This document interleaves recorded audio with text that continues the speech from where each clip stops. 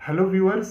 तो आज की क्लास में हम डिफरेंशिएशन से रिलेटेड एक बहुत ही इम्पॉर्टेंट प्रॉब्लम सॉल्व करेंगे, राइट। और इस प्रॉब्लम में हमारे पास एक फंक्शनल इक्वेशन भी है।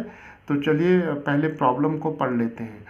तो let f x be a differentiable function such that f of x plus y is equal to f of x plus f of y plus the product of x and y, right. और यहाँ पर हमें given दे रखा है limit h tends to zero f of h over h is equal to lambda square minus 3, right. So where lambda belongs to the set of real numbers, right. और यहाँ पर हमें एक और एडिशनल कंडीशन दे रखी है कि एफ ऑफ 2 जो है वो लैम्डा स्क्वायर है, right. So we have to find the value of lambda, right. तो चलिए शुरू करते हैं। सो व्यूअर्स, इस तरीके की प्रॉब्लम्स में हम बेसिकली जो हमारी जो अप्रोच होती है वो क्या होती है कि हमें जो भी कंडीशंस हमें दी हुई हैं उन कंडीशंस को हम एक के बाद एक यूज़ करते चले जाते हैं, और जो भी हमें फाइंड आउट करना होता है फाइनली हम उस स्टेप तक पहुंचते हैं, राइट। तो देखिए यहाँ पर क्या दिया हुआ है। यहाँ दिया हुआ है हमें f x be are differentiable function, right. तो अगर एफ एक्स डिफरेंशिएबल फंक्शन है तो फर्स्ट प्रिंसिपल वाली जो डेफिनेशन है डेरिवेटिव की वो है f prime of x is equal to limit h tends to zero f of x plus h minus f of x divided by h, right. So this is the definition of derivative of a function which is denoted by f prime of x, right।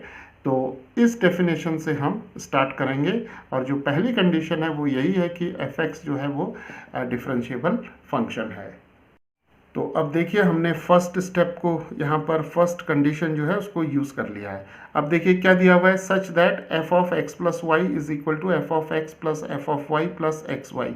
तो अब हम यहाँ देख रहे हैं कि इस limit में F of x plus H है, राइट। तो f of x plus H की वैल्यू जो है हम इस फंक्शनल इक्वेशन से लिख सकते हैं, राइट। तो अगर हम y को h से रिप्लेस कर दें तो देखिए क्या मिल जाएगा हमें, f prime of x is equal to limit h tends to zero, और यहाँ पर आ जाएगा f of x plus f of h plus x multiplied by y। तो y क्या है, h है, तो यहाँ पर आ जाएगा एक्स एच और minus f of x, right, and divided by h। तो एफ ऑफ एक्स और minus f of x cancel हो जाएंगे, तो हमें क्या मिल जाएगा, f prime of x is equal to limit h tends to zero f of h plus x h divided by h, right. तो हमें अब ये लिमिट मिल गई है, तो इसे हम थोड़ा सा सिंप्लीफाई कर लेते हैं। तो यहाँ से हम इसे ब्रेक करते हैं, तो हमें क्या मिल जाएगा, f prime of x is equal to limit h tends to zero, और ये आ जाएगा हमारा f of h over h plus x, right. तो एच और एच ये कैंसिल हो जाएंगे। तो अब आप देखिए कि हमारे पास ये एक्सप्रेशन आ गया। तो इस एक्सप्रेशन को हम ऐसे भी लिख सकते हैं, limit h tends to zero f of h over h plus x, right. अब देखिए हमारे पास यहाँ क्या कंडीशन दी हुई है, हमें दिया हुआ है limit h tends to zero f of h over h is equal to lambda square minus 3। तो यहाँ पर हम लैम्डा स्क्वायर माइनस 3 सब्सटीट्यूट कर लेते हैं, तो हमारे पास क्या आ जाएगा, देखिए f prime of x is equal to lambda square minus 3 plus x, right. तो इस लिमिट की जगह हमने लैम्डा स्क्वायर माइनस 3 सब्सटीट्यूट कर लिया।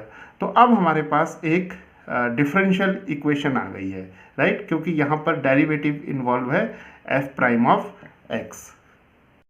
तो अब ये जो डिफरेंशियल इक्वेशन आ गई है, इस डिफरेंशियल इक्वेशन को हम सॉल्व करते हैं, राइट। तो क्या करेंगे, दोनों तरफ इंटीग्रेट कर देंगे, तो हमारे पास आ जाएगा integral f prime x x के रिस्पेक्ट में, और यहाँ पर आ जाएगा हमारे पास lambda square minus 3 plus x और डी एक्स, राइट। और सी हो जाएगा हमारा कांस्टेंट ऑफ इंटीग्रेशन, राइट। तो एफ प्राइम ऑफ एक्स का इंटीग्रल जो हो जाएगा वो एफ एक्स हो जाएगा, यानी कि फंक्शन मिल जाएगा हमें यहाँ पर, और यहाँ पर आ जाएगा हमारे पास lambda square x minus 3x plus x का इंटीग्रल हो जाएगा x²/2 और यहाँ पर c जो होगा वो कांस्टेंट ऑफ इंटीग्रेशन आ जाएगा। तो अब हम इस इक्वेशन से देख सकते हैं, इक्वेशन नंबर 2 से, कि हमारे पास जो फंक्शन है, फंक्शन की फॉर्म आ गई हमारे पास, राइट। c कांस्टेंट है और यहाँ पर देखिए जो हमारे पास वेरिएबल है उसकी डिग्री यहाँ पर क्या है, इस पॉलिनोमियल की डिग्री जो है वो x² है। तो यानी कि ये एक क्वाड्रेटिक फंक्शन आ गया, right. f of x is a quadratic function. तो चलिए अब हम c की वैल्यू फाइंड आउट करते हैं यहाँ पर, राइट। और c की वैल्यू फाइंड आउट करने के लिए हमें बाउंड्री कंडीशंस का यूज़ करना पड़ता है, राइट। तो देखते हैं यहाँ पर कैसे c की वैल्यू निकलेगी। तो हम क्या करते हैं कि x को रिप्लेस करते हैं 0 से, राइट। तो क्या आ जाएगा यहाँ पर f ऑफ 0 और ये टर्म 0 हो जाएगी, ये टर्म भी 0 हो जाएगी, ये टर्म भी 0 हो जाएगी, right. So we are left with only c। तो c जो हो जाएगा हमारा वो f ऑफ 0 हो जाएगा, राइट। तो अब f ऑफ 0 क्या होगा, तो f ऑफ 0 को फाइंड आउट करने के लिए हमें फंक्शनल इक्वेशन में जाना होगा, राइट। तो इस इक्वेशन में हम क्या करेंगे, x को रिप्लेस करेंगे 0 से और y को भी रिप्लेस करेंगे 0 से, राइट। तो क्या आ जाएगा, देखिए यहाँ पर x की वैल्यू 0 और y की वैल्यू 0 रखते हैं। तो क्या आएगा, f ऑफ 0 प्लस 0 और यहाँ पर आ जाएगा f of 0 plus f of 0 क्योंकि y भी 0 है और x और y का जो प्रोडक्ट है वो 0 टाइम्स 0 हो जाएगा, राइट।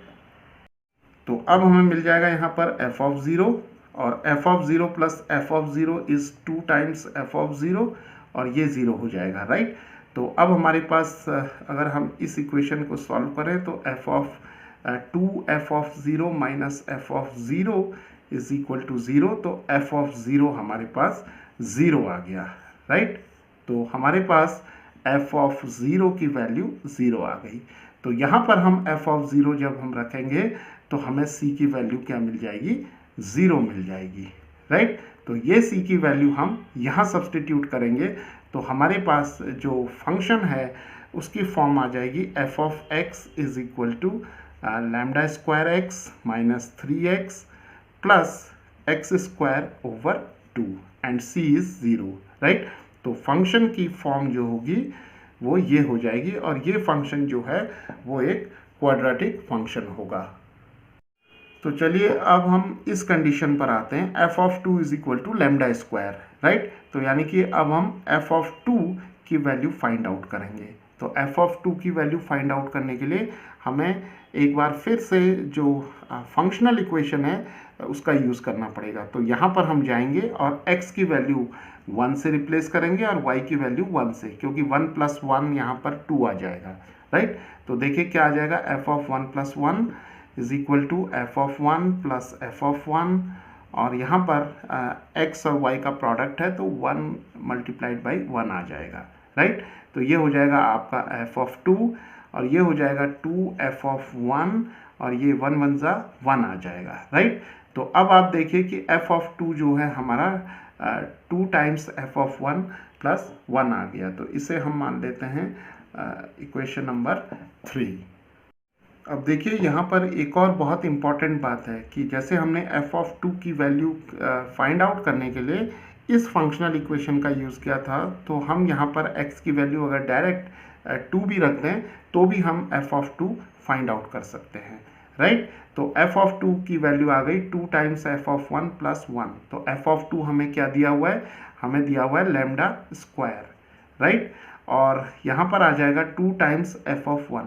तो f ऑफ 1 की वैल्यू यहाँ से हम फाइंड आउट कर सकते हैं x की जगह 1 रखकर, राइट। तो क्या आ जाएगा हमारे पास, ये आ जाएगा λ² माइनस 3 प्लस हाफ आ जाएगा, राइट। देखिए f ऑफ 1 कैसे निकलेगा, यहाँ x की वैल्यू 1 रखेंगे, λ² times 1, λ² minus 3 times 1 minus 3 plus 1/2 that is half और यहाँ पर आ जाएगा प्लस 1, राइट। अब हम देख रहे हैं कि ये लैम्डा में एक इक्वेशन आ गई है, तो यहाँ से अब हम आराम से लैम्डा की वैल्यू फाइंड आउट कर सकते हैं। तो क्या आ जाएगा, ये λ², दिस इज 2λ², अंदर 2 से मल्टीप्लाई करते हैं, -6 plus 1 plus 1 and this is lambda square is equal to 2 lambda square, and this is -6 plus 2 that is -4, right. तो 2 लैम्डा स्क्वायर को हम लेफ्ट हैंड साइड में ले लेते हैं, तो हमारे पास आ जाएगा equation lambda square minus 2 lambda square is equal to -4,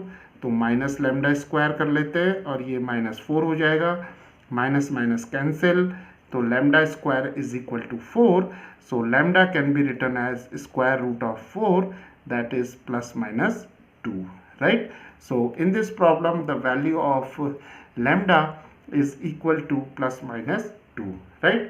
तो इस तरीके से हम जो इस प्रकार की इक्वेशंस हैं या प्रॉब्लम्स हैं उनको हम सॉल्व कर सकते हैं।